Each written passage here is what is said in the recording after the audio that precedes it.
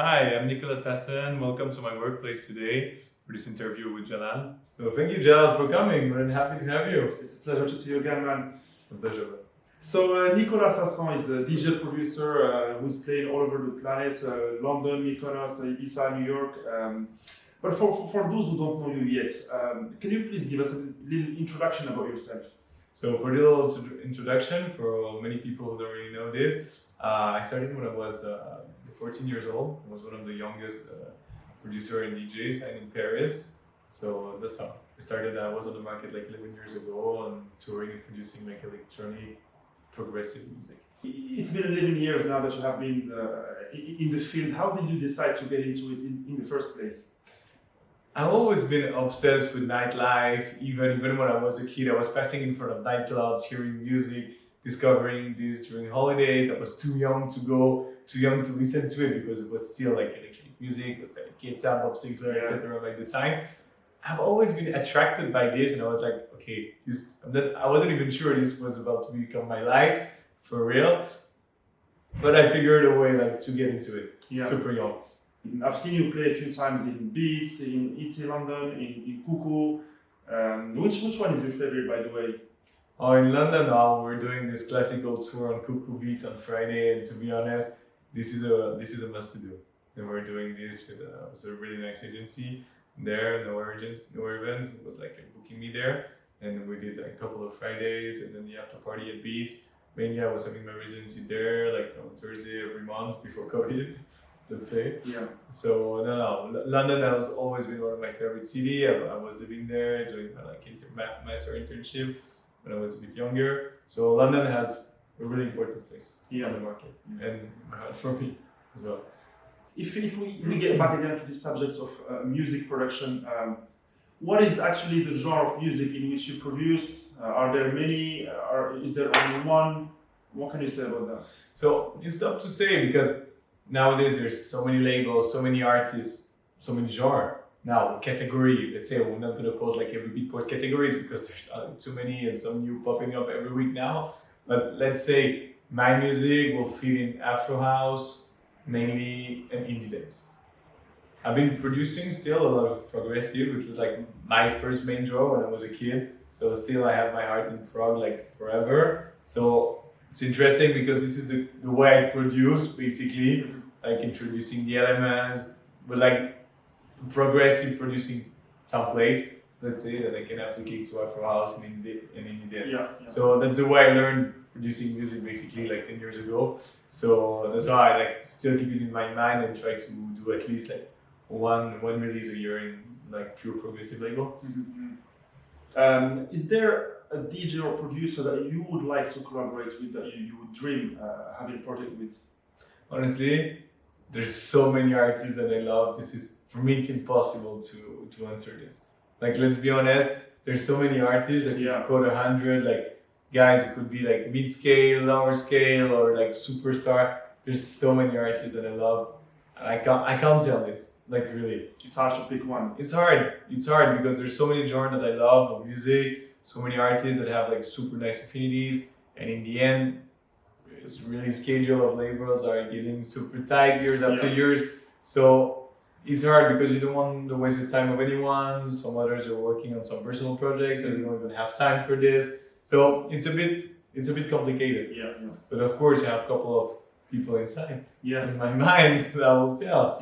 But honestly, I don't want to speak about it because this is, for me, my best surprise that I can announce anytime I have like a new collaborator. So this is something that I love. So after all these years of production and experience within the electronic music industry, have you seen any trends or maybe some genres which are getting more like trendy or cooler nowadays? What is your opinion on that?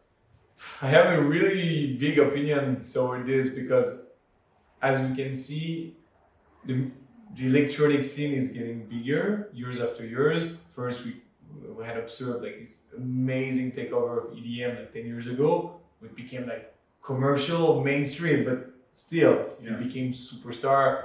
They raised like millions of dollars everywhere. They created super shows. So this scene has changed because this music got commercial, but basically it was underground music, let's say. So now we can observe a bit of the same with Afro House, New Disco, a little indie dance as well. Well, now you can see people who basically are not listening any type of music from this niche, who are still listening to the radio chart, like super classic, and sometimes they can pop up with the release of Dynamic or Badora's in the House, for example. Like it's crazy because it's becoming such a thing and worldwide, you know, like just to quote these two labels as an example, but this is insane. Yeah. Because now some independent labels became like super, super strong, have the power, the same power as a major distributor to make a really huge top chart. Yeah. And a big, big hit. So this is the game of the new technologies of social media management, cross-channel distribution and stuff. But this is true. And for sure, this kind of subgenre of electronic music, they have a main potential to become more all access, for sure. Mm-hmm. Do you think social media is actually helping nowadays DJs to progress more into their career, or is it something which acts opposite? Or that's the problem with the social media. It helps if you have followers or engagement, because now your social medias are kind of your press kit, your resume. Like now, if you want to book someone, or even like you want to work with a producer, you're gonna check first his Instagram, his Facebook page, and you're gonna go for Beatport, SoundCloud, Spotify monthly listeners. So there's kind of a process where you're gonna background check on someone. Yeah. And social medias now they can truly be fake, like super easy, and then you can see on the engagement that it's wrong, and then it's even worse for the guy. So it's tough to say, because if you're lucky enough to be appraising a lot on social media, you should have done it 3-4 years ago. Yeah. Nowadays, like building your huge Instagram, it's super complicated. Yeah. Because because of the algorithm, because of the content is constantly changing, the posts, well, they're not in order. So I've been working in the community management field as well. I read a lot of studies about it. So I'm super into this. And to be honest, this is something you should focus, because it's your resume. Basically, it's when people can see straightforward about you if you background check. But for now, it's hard to put that many efforts if things are not growing, and it's super hard to make them grow. Yeah, let's say. But it should be the other way around, right? I mean, Yeah. was a good DJ making great tracks as a producer, and then the following comes afterwards. Yeah. So basically, even nowadays, and this is crazy, and that's how the music world has changed. So that's in my opinion. But by the time, like 10 years ago, someone was doing big top charts, either on Beatport, on iTunes, was getting booking, was getting Facebook fans, was getting Instagram followers from this. Now you can be number one somewhere for like months and getting zero. Yeah. So that's the main issue. So how can you grow this? You need what? PR, you need social media manager, but still, this is a lot of money to invest. So who can if you're not touring? Who can afford it if you don't make music from streams? That's a thing. You can sell a lot on DJ platform and have 3,000 streams. So you're gonna get what, €5? Yeah. So this is not the budget to pay PR. So this is really this is a huge controversy in the market right now. Yeah. And that's a problem for sure. Can you tell us now something about your future projects? Do you want to continue in the music industry for like all your life, or what do you plan to do? So honestly, this decision has been taken for a very long time. I've always chosen music and everything, but now for sure, even regarding the actual situation, I had a lot of time to think about how putting some structure around all of it. So either regarding the production side, touring side, and of course, what I'm thinking about right now, and this is going to be the main project in the next 3-4 years to be built. I'm working on a music consulting group, either as a music manager, studio management, artistic direction for some hotel, restaurant group, could be nightclub as well, but I'm more in some other field right now. And of course, still on production, edition, keep on working with some artists, and of course keep taking care of my Sasson project. But I love working with a lot of different people. I love giving advice, and I think as a consultant, this could be a super nice bridge to my career. In addition to this. But I see that you are putting your hands in all the fields which are related to music industry, whether that's playing, making music, consulting, giving advice. I mean, it's the Total package. total package. Let's say. So this is the main goal in the next years, is to build up these consulting companies. So, and of course, like keeping my management team, all my bookers and people with who I worked, and I want them to be involved. They've been here, they helped me to create all this. If I'm here, it's thanks to them, for sure. So that's the goal. If you had any advice to give to, for example, new upcoming producers or DJs for them to have a successful career, what would that be? It's a tough question.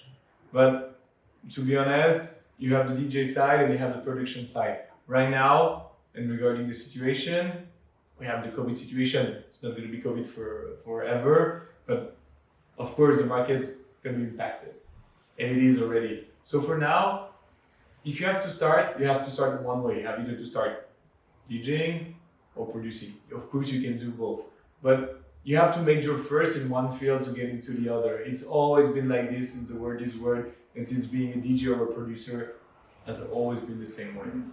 If you major in DJ, then you have to product, and then you're going to be signed better because you have more contact, because you have more artistic direction ideas, you know more music. If you're like a king of computer, producer, and music development, so this will lead you then to sign on labels and then go on the scene. But it's not the totally same business in the end. This is my opinion. Some will tell you it's totally true or wrong, you have to do everything in the same and boom. Better major on something, and then this will open you doors on the rest. So that's the situation right now. Touring first, big pros has to start again. Mid-scale first row has to come back, then mid-scale, then low scale, then resident DJs, and everyone. So right now, in this time, is not the perfect time to launch a musical project, but until the level is saturated, there's too many releases. So this is a mess right now. This is a mess, but if that's your goal, if that's what you want to do, and that's what is aimed to be your life, of course you have to pursue your dream and just do it. And there is space for everyone on this market, either in production, either on DJ side. So we better stay positive and just do it. Because if you're good, you'll make it up, for sure. The music will speak with you, the talent will also... Of course, you can take years, you can take 2 months, you can take 10 years, you can take forever, but if you pursue your dream, it's always your time at some point. Could be your time in a year, in 6 months. Right now, this could happen in a year, you know, like in 5 minutes on this computer, receiving a crazy email. You never know. Yeah. You never know. Yeah. But it's always the time of someone. Always. And if you work and if you keep on being serious, don't get too much distracted or perverted by this crazy world, you'll make it at some point. And this I'm sure about. Well, thank you very much, Nicolas, for having me. It was a great time to speak with you and have an insight about your career, your musical scene, and then your view on the market. Right now, thank you so much. Thanks for coming. Had a really great time. I hope we'll see each other soon. We'll meet very soon in the club. Take care and see you soon. Ciao.